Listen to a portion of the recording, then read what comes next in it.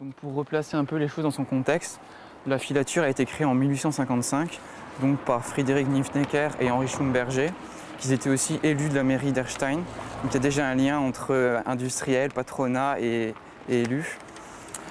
Alors il faut savoir que la cité, c'est le premier grand projet urbain d'Erstein. Donc elle a été érigée en 3 phases. En 1894, la première, la deuxième 1890 et la troisième 1896. Donc les 3 phases, toutes les maisons sont identiques par phase. Concernant son implantation, on voit qu'elle est dans l'axe principal où il y a l'usine. Ah oui, oui. Ça, c'était le premier tronçon. C'est un bout de métal. Voilà. C'était le premier tronçon. Ici, là où on voit le fossé des remparts. Il y avait les anciennes fortifications. Ensuite, donc il y a eu le fossé. Donc c'était vraiment à la limite de la ville ancienne. Ben, cette année, le thème, c'était patrimoine caché.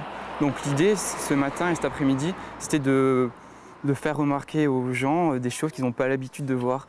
Une architecture industrielle assez remarquable en Alsace, tant au niveau de l'ornementation qu'au niveau en fait, de l'architecture appliquée à l'économie, rationnelle, la brique.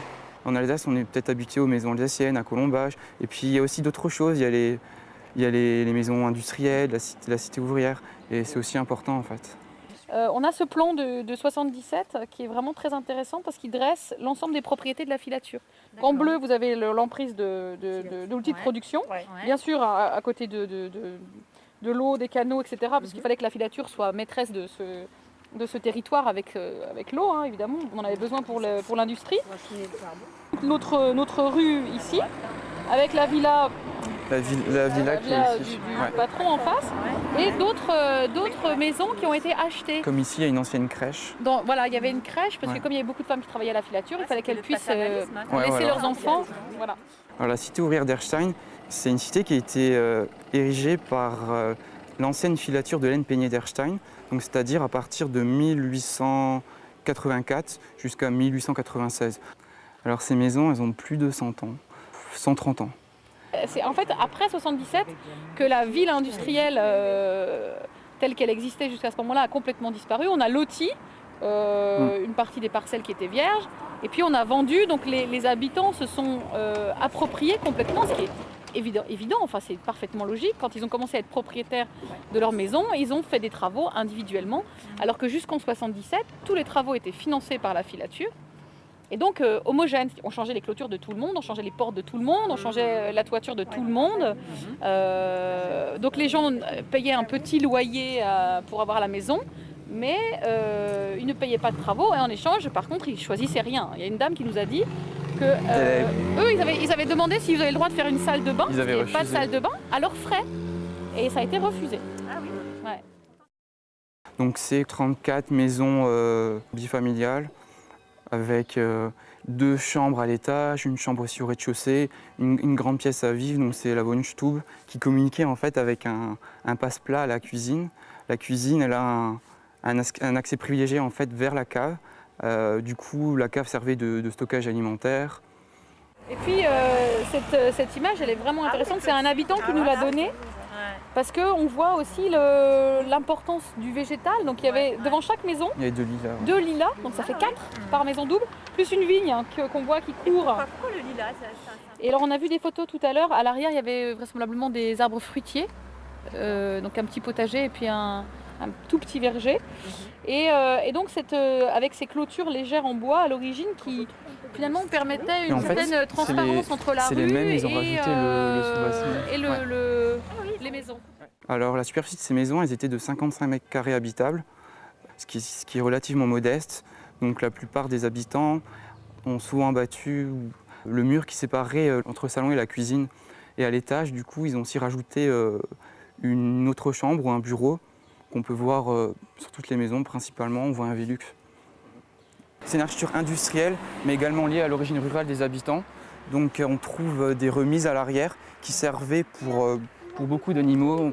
Il y a une habitante qui m'avait dit qu'il y avait des lapins, des chèvres, des poules, vraiment. Au niveau de la parcelle, latéralement et à l'arrière, il y avait un grand potager. Mais en fait, les dimensions étaient faites pour que les ouvriers puissent s'auto-subvenir à leurs besoins et en même temps une taille assez restreinte pour qu'ils puissent s'en occuper parce que si ça a été trop grand, ils auraient eu du mal à s'occuper de leur jardin. Donc ils avaient réfléchi à une dimension juste bonne pour les ouvriers. Ce qui est important à l'extérieur, c'est vraiment l'architecture industrielle, donc qui est soulignée par, comme ce qu'on peut voir, les arcs de décharge placés au-dessus des fenêtres, les chaînages d'angles, les bandeaux horizontaux, et également des petits éléments décoratifs qu'on n'a pas l'habitude de voir, comme le décor de rive, le gratte-soulier qui est présent sur les escaliers en grès, ce genre de choses qui participent à l'architecture industrielle à Erstein. En fait, d'abord, on pensait que c'était plutôt des ouvriers. Les habitants nous disaient des contremaîtres. Et on a cherché, on a trouvé les recensements de 1909. Et il s'agissait d'ouvriers, de contremaîtres et d'autres professions spécialisées comme des serruriers ou d'autres. Donc c'était assez varié. Et d'après les habitants, c'était les plus méritants qui ont eu ces maisons. Ça représente 34 familles, avec, si on va dire, les 2 personnes travaillent à l'usine, plus peut-être un aîné, un enfant, ça fait 3, voilà, ça fait une centaine de personnes. C'est pas énorme hein, à l'échelle du nombre d'ouvriers de la filature.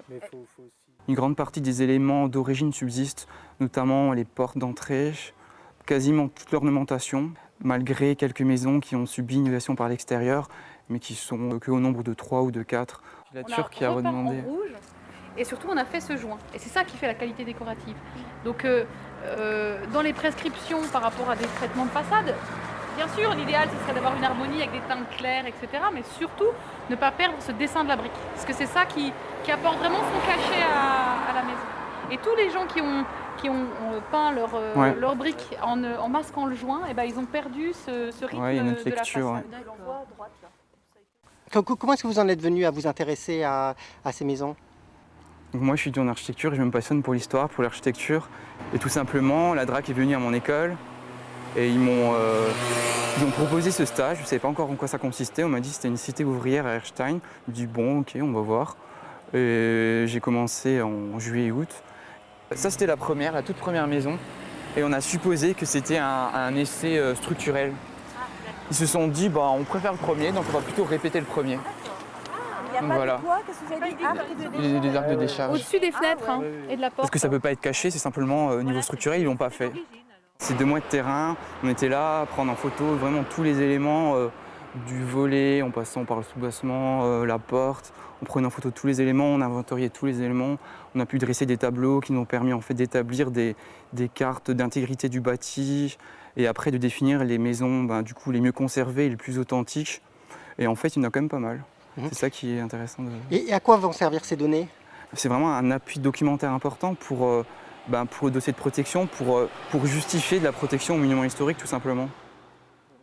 Il y a encore la porte d'origine, c'est celle-ci, en bois avec le motif octogonal. Et là, la maison elle a aussi tous les volets d'origine. Et ce qui est intéressant de noter, c'est que chaque volet, selon sa localisation, c'est-à-dire mur goudron avant, mur pignon du rez-de-chaussée et mur pignon du premier étage, sont différents. On s'est renseigné un peu et c'était monnaie courante en fait en Alsace de faire comme ça. Par exemple ici on peut voir au rez-de-chaussée sur le mur pignon il y a un petit percement avec un petit cœur. À l'étage c'est simplement une planche de bois. Et ici elles sont ouvertes. Après ce qu'on peut noter donc, sur la maison à côté c'est l'escalier en grès qui est conservé. L'escalier en grès avec le gratte-soulier. Ouais. Non, ça c'est un gratte-soulier en fait, c'est pour nettoyer les chaussures. Ah, ouais. c'est génial ce truc-là. Ouais. Un gratte-soulier. Ce qui est paradoxal sur cette maison, c'est qu'il y a une isolation par l'extérieur, mais ils ont conservé un escalier en grès avec des menuiseries plutôt anciennes en bois. Et en même temps, ils ont le petit décor de fêtière, décor de rive, qu'on peut voir après sur le côté. Cette cité ouvrière, on en trouve beaucoup ailleurs ou est-ce qu'elle est vraiment particulière, celle d'Erstein ? En Alsace, il y a plusieurs cités. Moi, j'ai pu visiter celle de Münster, Gabwiller, dans le Haut-Rhin, également à Mulhouse. Et chacune est différente, avec une autre organisation urbanistique, un autre style architectural. Et celle-ci est particulière parce que c'est des maisons bifamiliales, doubles, placées en quinconce, avec quand même une certaine ornementation qui fait la spécificité en fait, de ces maisons, tout simplement. Ouais. Donc j'ai 2 tableaux. Donc par exemple pour 29-31. Donc là par exemple il faut cocher qu'est-ce qui est encore intact. Par exemple, est-ce qu'on a encore une clôture légère? Non. Non, donc non. Voilà. Ça c'est les tuiles de rive et une habitante ce matin qui m'a dit que ça veut dire, en fait en alsacien, je ne sais pas LP, c'est Fir, O, et Tiel. Et en fait ça veut dire fin des travaux, achèvement du travail. Donc tuiles de rive ou bien des tuiles de fin de journée. Mais sinon concernant l'ornementation, parmi presque toutes les maisons, on voit qu'il y a toujours le bandeau horizontal, le chaînage d'angle, l'arc de décharge. Il y a peut-être juste 2 ou 3 maisons où il y a une isolation par l'extérieur qui cache les motifs d'architecture industrielle, mais sinon ça subsiste. Là, il y a encore le truc vertical. Hein, voilà. Ouais. Ce qui est important, c'est vraiment la cohérence d'ensemble, c'est l'homogénéité. En même temps, c'est l'histoire d'Erstein. L'Erstein est marqué par la filature, ça a été construit par la filature. Conserver ces maisons, c'est en même temps un travail de mémoire pour la ville d'Erstein elle-même. Bon, voilà, donc notre petit tour dans la cité ouvrière de la rue du Général Leclerc. Et on vous remercie d'avoir participé à ces journées européennes du patrimoine. Et voilà. Merci. Merci. Au revoir. Au revoir.